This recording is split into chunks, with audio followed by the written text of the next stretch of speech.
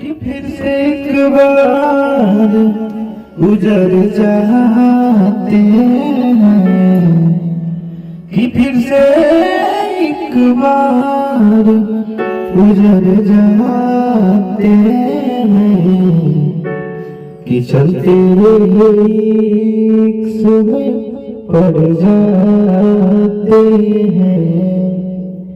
दादा रे दादा रे दादा रे ये चलते रे एक समय पड़ जाते। नमस्कार दोस्तों, बिहार से चलकर फिर एक बार आजमगढ़ सुरबहार स्टूडियो में शशि शर्मा जी आ गए हैं तहलका मचाने, अच्छी से अच्छी रिकॉर्डिंग देने। नमस्कार दोस्तों, बिहार से चलकर फिर एक बार आजमगढ़ सुरबहार स्टूडियो में शशि शर्मा जी का आगमन हो गया है और अच्छी से अच्छी रिकॉर्डिंग करते हैं।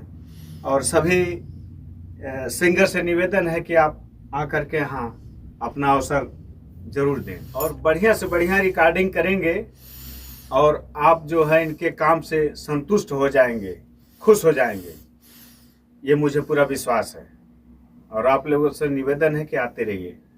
धन्यवाद। चलिए प्रणाम, हम मेरी डाटा सही शर्मा फिर से हम आगे बने आजमगढ़ रिकॉर्डिंग स्टूडियो में।